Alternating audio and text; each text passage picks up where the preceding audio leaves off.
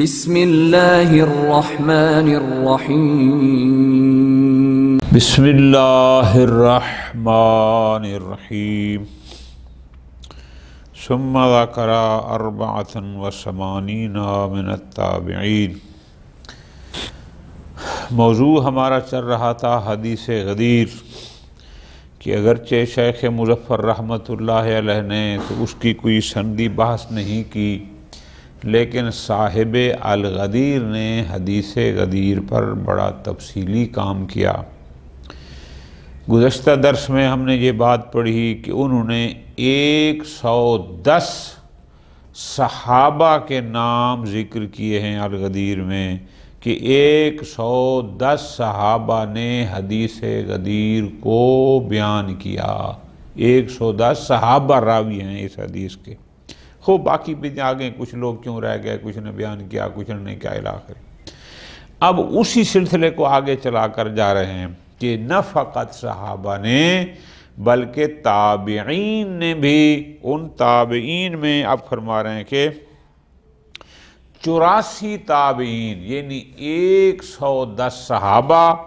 لیکن علامہ امینی رحمۃ اللہ علیہ نے فرمایا کہ یہ تو وہ نام ہیں جو ہمیں مل سکے ہیں، جو نہیں مل سکے وہ اس سے بھی کئی گنا زیادہ ہوں گے۔ اب فرما رہے ہیں کہ ہمارے پاس نہ فقط صحابہ بلکہ تابعین بھی ہیں جنہوں نے اس حدیث غدیر کو نقل کیا۔ ثم ذکر 84 من التابعین۔ جناب علامہ عبد الحسین امینی رحمۃ اللہ علیہ نے غدیر میں 84 تابعین کے نام لیے کہ جنہوں نے حدیث غدیر کو نقل کیا۔ ثم قال، اور پھر علامہ امینی رحمۃ اللہ علیہ نے یہ فرمایا، لیست الصحابۃ والتابعین بالعنایۃ بحدیث الغدیر بدعا من علماء القرون المتتابعۃ بعد قرنہم۔ یعنی ایسا نہیں ہے کہ تابعین و صحابہ کے بعد والے علماء نے جو حدیث غدیر کو اہمیت دی، اس کی تحقیق پہ جو محنت کی، ان صحابہ اور تابعین کی توجہ اس حدیث غدیر پہ ان سے کم تھی، نہ ایسا نہیں ہے۔ جیسے بعد کے لوگوں نے اس حدیث غدیر کو اہمیت دی، اس کی تحقیق کی، اس کی اسناد ڈھونڈی، صحابہ اور تابعین نے بھی وہی اہمیت دی جو بعد والوں نے دی۔ فَإِنَّ الْبَاحِثَ يَجِدُ فِي كُلِّ قَرْنٍ، جو محقق شخص ہے جب وہ تحقیق میں بیٹھتا ہے تو وہ دیکھتا ہے کہ ہر صدی میں کیا بات ہے، ظرافات من الحفاظ الاسبات، گروہ در گروہ کے جو حافظین حدیث تھے اور اس حدیث کے اثبات یعنی اثبات کرنے والے مثبتین تھے کہ یہ حدیث ہے۔ یروون ہذہ الاثارۃ من علم الدین، اور وہ اس سرمایہ کو، اس اثر کو علم دین سے روایت کرتے تھے کہ یہ دین کا حصہ ہے۔ متلقین عن سلفہم، اپنے سلف یعنی اپنے بزرگان سے انہوں نے لیا، وَيُلَقُّونَهُ إِلَى الْخَلَفِ، اور اپنے آنے والی نسلوں کو اس کو القاء کیا اور ان کی طرف منتقل کیا، یعنی بزرگوں سے لیا اور آنے والی نسلوں کو منتقل کیا۔ شان ما يتحقق عندهم، جو طریقہ ان کا تحقیق کا ہوتا تھا یہ ہوتا تھا کہ بزرگان سے لینا، کہ مثلا ایک صحابی کا بیٹا ہے تو وہ کہتے ہیں میرے والد نے پیغمبر سے یہ نقل کیا اور اگلی نسل کو بتایا، اور اسی طرح سلسلہ نسل در نسل چلتا رہا۔ وَيَخْضَعُونَ لِصِحَّتِهِ مِنْ الْأَحَادِيثِ، اور روایات میں سے اس روایت کی یعنی حدیث غدیر کی صحت کے سامنے خاضع تھے، یعنی وہ قبول کرتے تھے، مراد یہ ہے۔ فَإِلَيْكَ يَسِيرًا مِنْ أَسْمَائِهِمْ فِي كُلِّ قَرْنٍ شَاهِدًا عَلَى الدَّعْوَى۔ علامہ امینی فرماتے ہیں کہ ہم صدی بصدی یعنی آپ کو کچھ نام بتاتے ہیں، سارے تو نہیں بتا سکتے، کچھ نام بتاتے ہیں تاکہ یہ ہمارے دعویٰ پر دلیل ہو جائے کہ ہر صدی میں کتنے لوگوں نے اس حدیث غدیر کو نقل کیا۔ وَنُحِيلُ الْحِيطَةَ بِجَمِيعِهَا، لیکن وہ تمام لوگ، سب لوگوں کو تلاش کرنا کہ ہر صدی میں جتنے تھے، کچھ کا تو ہم ذکر کر رہے ہیں لیکن تمام کو فرماتے ہیں یہ ہم ڈالتے ہیں اِلَى طُولِ بَاعِ الْقَارِئِ الْكَرِيمِ۔ جو میری کتاب الغدیر پڑھے گا، میں اس پڑھنے والوں کے کندھے پر بھی کچھ ذمہ داری ڈالوں کہ کچھ نام میں بتا رہا ہوں ہر صدی سے، کچھ تم خود ڈھونڈ لو کہ اور کون لوگ تھے ان قرون اولیٰ میں۔ خوب، والوقوف علی الاسانید، اور پھر خود کچھ تحقیق کرو اس کی سند پر، اور جو سلسلہ سند میں راویان ہیں، جو بزرگان ہیں، ان سب کو دیکھو۔ ثم شرع من القرن الثانی الی القرن الرابع عشر، علامہ عبد الحسین امینی رحمۃ اللہ علیہ نے دوسری صدی سے چوتھی صدی تک، چودہویں صدی تک، الرابع عشر، قرن ثانی یعنی دوسری صدی ہجری سے چودہویں صدی تک کے جو کچھ نام تھے وہ ذکر کیے۔ وَذَكَرَ وَعَدَّا 60 و300 من الحفاظ والناقلین لحدیث الغدیر، انہوں نے 370 لوگوں کا ذکر کیا کہ جو حدیث غدیر کے حافظ تھے، جنہوں نے حدیث غدیر کو نقل کیا۔ 60 آج غلطیاں کچھ زیادہ ہو رہی ہیں جو کہ آرام نہیں کیا اس لیے۔ خوب، 360 لوگوں کو شمار کیا علامہ امینی نے کہ یہ لوگ ہیں کہ جنہوں نے اس حدیث غدیر کو حفظ کیا اور اس کو نقل کیا۔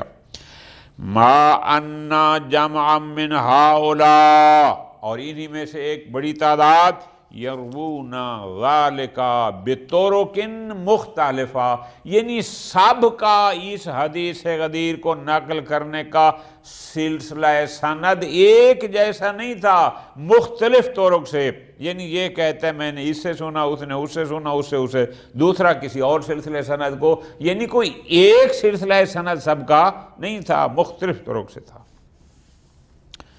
کما قال فی حامش، خود علامہ امینی نے جلد نمبر 1 کے حاشیہ صفحہ نمبر 314 یا 14 فرمایا کہ ان احمد بن حنبل رواہ من 40 طریقہ، کہ احمد بن حنبل نے 40 طرق سے اس حدیث غدیر کو روایت کیا، نقل کیا، یعنی 40 مختلف سلسلہ سند سے۔ وابن جریر طبری من 70 طریقہ، انہوں نے 70 سے زائد طرق سے اس حدیث غدیر کو نقل کیا۔ والجدری المقری من 80 طریقہ، انہوں نے 80 طرق سے اس کو نقل کیا۔ ابن عقدہ من 105، 105 مختلف طرق سے اس حدیث غدیر کو ابن عقدہ نے نقل کیا۔ ابو سعید السجستانی، ابو سعید سجستانی نے من 120، 120 طرق سے اس حدیث کو نقل کیا کہ یہ حدیث غدیر۔ ابو بکر جعابی، اس نے من 125، 125 مختلف طرق سے، اسناد سے اس حدیث غدیر کو نقل کیا۔ وفی تعلیق ہدایت العقول عن الامیر محمد الیمنی، امیر محمد یمنی کون تھا؟ احد شعراء الغدیر فی القرن الثانی عشر، 12ویں صدی ہجری کے شعراء غدیر میں سے تھا، ایک بڑا نام تھا۔ خوب، اس نقل کیا کہ ان لہو 150 طریقہ، کہ اس کے پاس اس حدیث غدیر کے 150 سلسلہ سند موجود ہیں، طرق موجود ہیں جو پیغمبر تک جاتے ہیں اور اس حدیث غدیر کی تثبیت کرتے ہیں اور اس کی تائید کرتے ہیں کہ حدیث پیغمبر نے یوں ہی فرمایا تھا۔ ثم القال علامۃ الامینی، علامہ عبد الحسین امینی صاحب الغدیر رحمۃ اللہ علیہ، آپ فرماتے ہیں متن غدیر میں فرماتے ہیں بالغ اہتمام العلماء بہذا الحدیث الی غایۃ غیر قریبہ، کہ یہ کوئی ہمارے آج کے علماء نے اس حدیث غدیر کو اہمیت نہیں دی، بلکہ دور زمانے تک، یعنی صدیوں سے، کئی سو سال سے اس حدیث غدیر کو باقاعدہ اہمیت دی جا رہی ہے، اس کی تصدیق کی جا رہی ہے، اس کی تصدیق کی جا رہی ہے، اس کی تصحیح کی جا رہی ہے کہ یہ روایت درست ہے اور پیغمبر نے میدان غدیر میں یوں ہی فرمایا تھا۔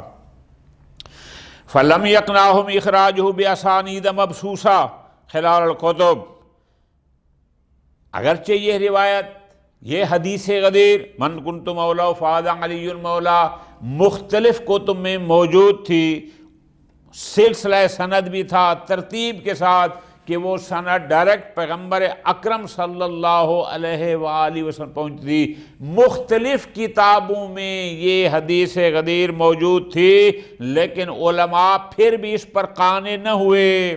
پھر کیا کیا؟ فرماتے ہیں حتیٰ افردہ جماعت بالتالیف، حتیٰ کہ کچھ حضرات نے حدیث غدیر پر ایک مستقل علیحدہ سے انہوں نے کتابیں لکھی، کسی نے کوئی، کسی نے کسی نام سے، صرف اسی حدیث غدیر کو لے کر اور اس کی سند کو لے کر کہ پیغمبر نے میدان غدیر میں یہ فرمایا تھا۔ فَدَوَّنُوا مَنْ انْتَهَا إِلَيْهِمْ مِنْ أَسَانِيدِهِ وَضَبَطُوا مَا صَحَّ لَدَيْهِمْ مِنْ طَرِيقِهِ، تو جس نے اس حدیث پر سپیشل کتاب لکھی، انہوں نے کیا کیا؟ ایک تو انہوں نے تدوین کیا، تدوین بئی معنی کہ اس کا سلسلہ سند ترتیب کے ساتھ جوڑا کہ اس راوی نے فلاں سے، فلاں نے فلاں سے، دوسرے نے فلاں سے، تمام نے حتیٰ کہ پیغمبر تک سلسلہ سند کو جوڑا اور اس کو پھر بتایا جو ان کا قانون تھا کہ وہ کس روایت کو صحیح ہونے کا معیار بناتے ہیں۔ پھر انہوں نے کہا کہ یہ ہمارے معیار صحت پر پوری ہے۔ فرماتے ہیں یہ سب کیوں تھا کہ لوگوں کو حدیث غدیر پر علیحدہ سے کتاب لکھنے کی ضرورت محسوس ہوئی، جبکہ کتب حدیث میں یہ روایت تھی، لیکن لوگوں نے اہتمام یہ سب کیوں کیا؟ ہاں ہم بتاتے ہیں۔ کل ذالک، علامہ امینی فرماتے ہیں اس لیے یہ اتنی محنتیں ہوئیں، حرصاً علی قلاءۃ متنہ من الدثور، تاکہ اس حدیث غدیر کا متن محفوظ رہ جائے من الدثور، مٹنے سے، دارا سا ہوتے یعنی ختم ہونے سے۔ ایسا نہ ہو کہ اس حدیث کا متن کہیں ضائع ہو جائے، ختم ہو جائے، کسی کو یاد نہ رہے۔ عین الفاظ پیغمبر کی حفاظت کے لیے یہ ساری محنت ہوئی۔ وَعَن تَطَرُّقِ يَدِ التَّحْرِيفِ إِلَيْهِ، اور ساری محنت اس لیے کی ہے، کیوں؟ تاکہ وہ تحریف کرنے والوں کے ہاتھ نہ چڑھ جائے، ان سے بچانے کے لیے اس حدیث کے متن کو مختلف کتب روایات احادیث میں بھی لکھا اور اس پر علیحدہ علیحدہ کتاب لکھی کہ تاکہ اس کا متن جو ہے محفوظ بھی رہے اور جو تحریف کرنے والے منافقین ہیں ان کے ہاتھ نہ چڑھے اور وہ کہیں اس میں گڑبڑ نہ کر دیں الفاظ کے حوالے سے۔ ثم عید تواترہ بالمناشدۃ والاحتجاج، علامہ امینی رحمۃ اللہ علیہ نے اس روایت کے تواتر کی تائید کی اس بات سے کہ بزرگان، سابقین، تابعین، وہ جب مناظرہ ہوتا، جب دلیل کی بات ہوتی، جب گفتگو ہوتی تو اس حدیث غدیر کو آ کر بیان کرتے اور اس پر بات ختم ہو جاتی۔ کیسے؟ حیث قال، فرماتے ہیں لم یفتح هذا الحدیث منذ صدر الاول وفی القرون الاولی حتی القرن الحاضر من الاصول المسلمہ، یہ حدیث ابتدائی اسلام سے لے کر، یعنی ابتدائی صدیوں سے لے کر آج اس 14ویں صدی تک ہمیشہ سے یہ اسلام کے مسلمہ اصول میں سے باقی رہی ہے، کوئی نئی چیز نہیں ہے۔ سب نے کہا کہ یہ ابتدا اسلام سے پیغمبر، یہ مطلب جب سے وہ آئی، گویا کہ غدیر وقت یوم غدیر سے لے کر جتنا عرصہ گزرا سب نے اس کو نقل کیا کہ نئی چیز نہیں ہے۔ پھر یومن بہل قریب، جن کا زمانہ قریب تھا غدیر کے، وہ بھی اس کو مانتے تھے کہ بالکل پیغمبر نے ایسا فرمایا تھا۔ فرماتے ہیں وَيَرْوِيهِ الْمُنَاوِي، اور جن کا زمانہ ذرا دور تھا انہوں نے بھی اس کو روایت کیا اور نقل کیا کہ پیغمبر نے ایسا فرمایا تھا۔ من غیر نکیر فی صدور، پیغمبر اکرم سے اس حدیث غدیر کے صادر ہونے کا کوئی انکار نہیں کرتا تھا۔ سب مانتے تھے کہ پیغمبر اکرم نے یوم الغدیر یہ فرمان جاری کیا۔ وَقَانَ يَنْقَطِعُ الْمُجَادِلُ إِذَا خَصَمَهُ مَنَاظِرَهُ بِإِنْهَاءِ الْقَضِيَّةِ إِلَيْهِ، فرماتے ہیں جب بھی کوئی مناظرہ ہوتا، جب بھی کوئی بحث ہوتی، جب بھی کوئی گفتگو ہوتی، جب ایک پارٹی بات حدیث غدیر پر لے آتی، دوسرے بندے کے پاس پھر کوئی جواب نہ ہوتا اور وہ یہاں خاموش ہو جاتا۔ وَلِذَالِكَ كَثُرَ الْحِجَاجُ بِهِ، اور یہی وجہ ہے کہ حدیث غدیر سے دلیل قائم کرنے والوں کی تعداد زیادہ ہے۔ وَتَوَفَّرَتْ مُنَاشِدَتُهُ بَيْنَ صَحَابَتِهِ، اور بہت گفتگو ہوتی تھی صحابہ میں بھی اور تابعین میں بھی، حتیٰ کہ زمانہ علیوی میں بھی اور اس سے پہلے بھی، کہ غدیر میں تو علی نے یہ فرمایا تھا۔ ثُمَّ ذَكَرَ الْاثْنَيْنِ وَالْعِشْرِينَ مِن مَوَاضِعِ الْمُنَاشِدَةِ وَالْاحْتِجَاجِ، پھر علامہ امینی رحمۃ اللہ علیہ نے 22 مقام، 22 مقام کہ وہ بیان کیے، وہ جگہ کہ جہاں پر اسی حدیث غدیر کے پر گفتگو ہوئی اور اس حدیث غدیر کو بطور دلیل پیش کیا گیا۔ وَبَيْنَ عَلَامِ الشُّهُودِ فِيهَا ثُمَّ ذَكَرَ جَمَاعَةٌ مِّنْ عُلَمَاءِ الْعَامَّةِ، پھر اس کے بعد جناب علامہ امینی نے علماء اہل سنت میں سے ان لوگوں کا ذکر کیا الذین اعترفوا بصحت الحدیث، جنہوں نے اعتراف کیا کہ حدیث غدیر احادیث صحیحہ میں سے ہے، وثبوتہ وتواترہ، اور یہ روایات متواترہ میں سے ہے۔ وہ کتنے علماء ہیں کہ جنہوں نے اس کا اعتراف کیا؟ ہم الثلاثۃ والاربعون، 43، یہ چھوٹے پیش نماز لیول کے علماء کی بات نہیں ہے، 43 بزرگان اہل سنت میں سے تھے جنہوں نے اس کے صحیح ہونے اور اس کے متواتر ہونے کا اعتراف کیا۔ ھذا ھو المحصل لما افادہ قدس سرہ، بہرحال ہم نے خلاصہ کیا ہے، ساری گفتگو تو نہیں کی کہ صاحب چغال غدیر والے نے تو بہت محنت کی، ہم نے اس میں سے کچھ خلاصہ کیا ہے کہ اس حدیث غدیر کی سند کے بارے میں کہ یہ روایات صحیحہ میں سے ہے، یہ روایات متواترہ میں سے ہے۔ قال فی احقاق الحق، صاحب احقاق الحق فرماتے ہیں قد شاہدہ بتواترہ فتاحل الآثار و حفظت الاخبار، اس حدیث غدیر کے متواترہ ہونے کی گواہی روایات کے حافظین، یعنی وہ لوگ جنہوں نے احادیث نبوی کو حفظ کیا تھا، وہ بھی گواہی دیتے ہیں۔ فتاحل الآثار یعنی بزرگان، یعنی وہ لوگ جو آثار کو محفوظ کرنے والے تھے، جو ان کی حفاظت کرنے والے تھے، انہوں نے بھی اسی چیز کو قبول بھی کیا اور اسی گواہی دی۔ اودعوہ فی کتبہم علی تنوعہا، اور اس حدیث غدیر کو اپنی کتابوں میں مختلف طرق سے، مختلف اسناد سے اس کو محفوظ کیا کہ حدیث غدیر احادیث متواترہ میں سے ہے، احادیث صحیحہ میں سے ہے۔ وَأَزْمَنُوا بَعْدَ التَّعْوِيلَاتِ الْبَارِدَةِ بِصَرَاحَتِهِ فیما نقول نحشر نحن معاشر شیعۃ اہل البیت، اور اس کے بعد مختلف تعویلیں تو کیں لیکن بالآخر اعتماد کر لیا، قبول کر لیا وہی کچھ جو ہم اہل بیت علیہ السلام کے شیعہ کہتے ہیں، اس کو بالآخر قبول کیا۔ ثم نذاکرہ، پھر صاحب غدیر ان کو نقل گیا۔ خوب وقال فی دلائل الصدق، آیت اللہ محمد حسن المظفر رحمۃ اللہ علیہ دلائل الصدق میں وہ یوں فرماتے ہیں کہ الحق ان الحدیث من المتواترات حتی عند القوم، کہ یہ حدیث غدیر احادیث متواترہ میں سے ہے، حتیٰ کہ اہل سنت کے نزدیک بھی۔